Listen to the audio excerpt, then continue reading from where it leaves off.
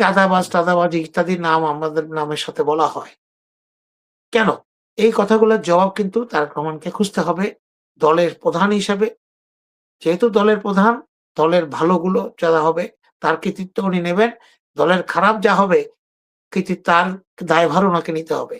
এখন আর উনি বলতে পারবেন না বা আমরা বলতে পারব না উনি লন্ডনে আছেন, উনাকে ভুল বোঝানো হচ্ছে। যে উনার আশেপাশে যেই মানুষগুলো আছে, তাদের অনেককেই কিন্তু উনি যাচাই করতে হবে। উনাকে ব্যক্তিগতভাবে আমি অনুরোধ করব, উনি যেন এদের কার্যক্রমগুলি, এদের কার্যকলাপগুলো, এদের নির্বাচনগুলো কি বলতে, কি বলবে, কখন কি বলতে হবে, এটা যেন উনি একটু নিয়ন্ত্রণে করেন। কিছুদিন পরেই নতুন বছর ২০২৬ আসবে। তারেক রহমানের প্রত্যাবর্তন। এটা আসলেই একটা বাংলাদেশের জন্য একটা অত্যন্ত গুরুত্বপূর্ণ ঘটনা। কারণ দীর্ঘ ১৮ বছর উনি বাংলাদেশে আসতে পারেননি, উনাকে আসতে দেওয়া হয়নি।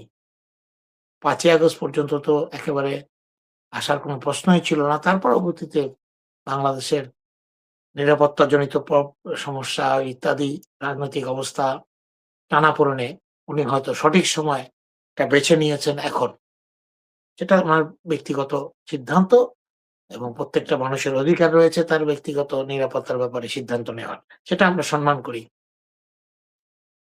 উনার এই ফিরে আসাটার সাথে কিছুটা আমি যখন ১৫ বছর পরে বাংলাদেশে ১৬ বছর পরে গিয়েছিলাম, তার সাথে কিছুটা মিল আমি পাই। উনি কেমন বোধ করছেন আমি বুঝতে পারি। কারণ যখন উনি চলে গিয়েছিলেন, তখন বাংলাদেশের যে অবস্থা ছিল রাস্তাঘাট, সিস্টেম সবকিছুই কিন্তু পরিবর্তন হয়ে গেছে। তাই উনার কাছে হয়তো জিনিসগুলো ১ম কয়েকদিন একটু অবাক বিস্ময়ে তাকিয়ে থাকবেন। কিন্তু সাথে এটাও আবার মনের মধ্যে বিস্বাদ হবে অনেকে হারিয়ে গেছে। ভাইকে হারিয়েছেন। মা খুব গুরুতর অসুস্থ মৃত্যুশয্যায়। আল্লাহ উনাকে খুব তাড়াতাড়ি সুস্থ করুন। উনি যে উদ্দেশ্যে বাংলাদেশে এত বছর কাজ করেছেন বিদেশ থেকে, সেটা যেন সফল হয়। এটা আমি ব্যক্তিগতভাবে কামনা করি। বাংলাদেশের সব মানুষও কামনা করে। উনার যে বড় সংবর্ধনাটা হলো বিএনপির পক্ষ থেকে এবং একটা চেষ্টা ছিল যে অনেক মানুষ হবে এবং এসছে। তারেক রহমানকে দেখতে হোক, তার কথা শুনতে হোক, মানুষ এসছে বাংলাদেশের বিভিন্ন প্রান্ত থেকে। এতে হয়তো জনসাধারণের কিছুটা অসুবিধা হয়েছে। এজন্য বিএনপির পক্ষ থেকে দুঃখ প্রকাশ করা হয়েছে। আমরা দুঃখ প্রকাশ করছি। সাধারণ জনগণের কিছুটা যে বি বিভ্রাট হয়েছে তাদের চলাচলে, তার জন্য আমরা আন্তরিকভাবে দুঃখিত। এবং এত বড় একজন নেতা বাংলাদেশ জাতীয়তাবাদী দলের ভারপ্রাপ্ত চেয়ারম্যান শহীদ রাষ্ট্রপতি জিয়া রহমানের ছেলে এবং খালেদা জিয়ার ছেলে। উনি আসবেন এত বছর পর এবং গণতান্ত্রিক বাংলাদেশে উনি হাল ধরবেন, নির্বাচন করবেন। নির্বাচনে জনগণ যেই রায় দেয়, আশা করা হচ্ছে বাংলাদেশ জাতীয়তাবাদী দল বিএনপি ক্ষমতায় যাবে। আশা করা হচ্ছে। বাদবাকি বাংলাদেশ জনগণের ইচ্ছা। তাই উনাকে আমি স্বাগত জানাই বাংলাদেশে। বারবার যেটা বলে এসেছি গত ১২ বছর ধরে বলে এসেছি এবং গত ১.৫ বছর আরো বেশি বলছি যে উনার আশেপাশে যেই মানুষগুলো আছে, তাদের অনেককেই কিন্তু উনি যাচাই করতে হবে। উনাকে ব্যক্তিগতভাবে আমি অনুরোধ করব, উনি যেন এদের কার্যক্রমগুলি, এদের কার্যকলাপগুলো, এদের নির্বাচনগুলো কি বলতে, কি বলবে, কখন কি বলতে হবে, এটা যেন উনি একটু নিয়ন্ত্রণের ব্যবস্থা করেন। কারণ সবচেয়ে বড় কথা বিএনপির আজকে বাংলাদেশে আমি যখন গিয়েছি তখন দেখেছি ৫ই আগস্টের পরে বাংলাদেশের গাছের পাতা, নদীর পানি, আকাশ বাতাস বিএনপির কথা বলেছে। আমি নিজে দেখেছি যে বিএনপি ক্ষমতায় আসবে। আওয়ামী লীগ বিতাড়িত হওয়ার পরে, আওয়ামী লীগ নিষিদ্ধ হওয়ার পরে বাংলাদেশের মানুষের কাছে বিএনপি একমাত্র বিকল্প এবং বিএনপি নির্যাতিত দল, মজলুম দল, সে হিসেবে বিএনপি ক্ষমতায় আসবে। সেটা আমি মানুষের কাছে শুনেছি। পথে ঘাটে প্রান্তরে যেখানেই যাই আমি স্বভাবতই মানুষের সাথে কথা বলি।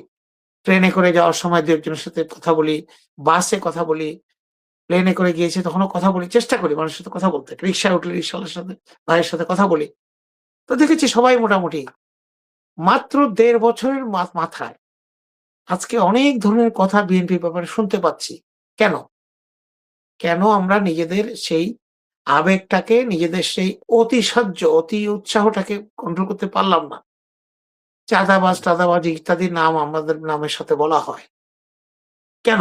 এই কথাগুলোর জবাব কিন্তু তারেক রহমানকে খুঁজতে হবে দলের প্রধান হিসেবে, যেহেতু দলের প্রধান, দলের ভালোগুলো যা হবে তার কৃতিত্ব উনি নেবেন।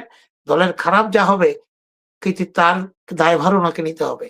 এখন আর উনি বলতে পারবেন না বা আমরা বলতে পারব না উনি লন্ডনে আছেন, উনাকে ভুল বোঝানো হচ্ছে। এখন উনি এসছেন, উনি কিছুদিন সময় নিক। ইলেকশন এখন সামনে।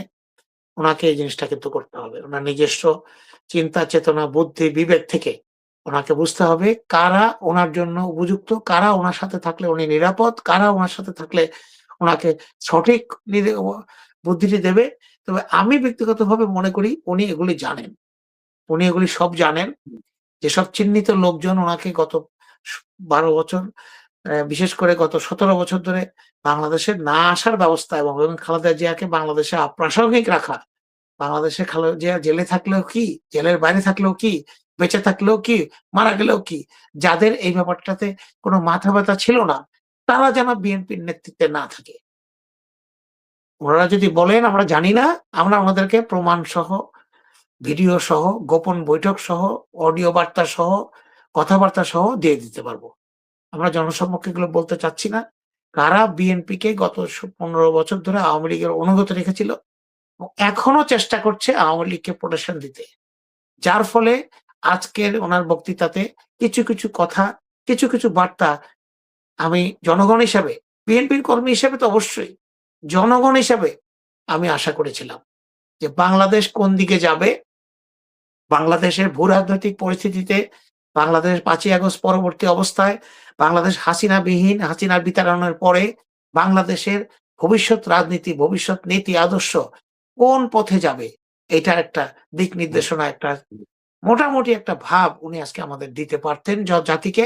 এই একটা সুযোগ, এত বড় একটা জনসমাবেশ, মানুষের আবেগ, মানুষের আগ্রহ ছিল, সেটা উনি দেননি।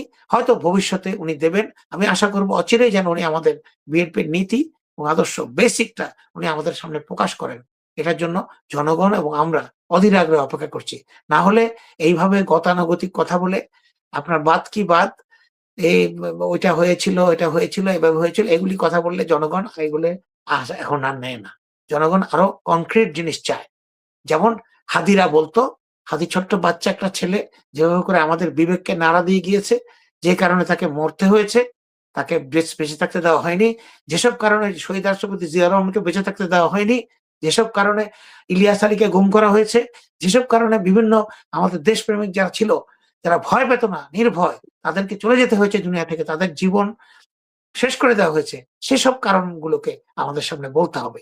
না হলে আমাদের নেতার প্রতি আমাদের একটা আস্থা, আমাদের একটা যে আশা আছে সেটা ব্যাহত হবে। আমি আশা করব উনি অচিরেই এটা বুঝতে পারবেন এবং আমাদেরকে সেভাবে পরিচালনা করবেন।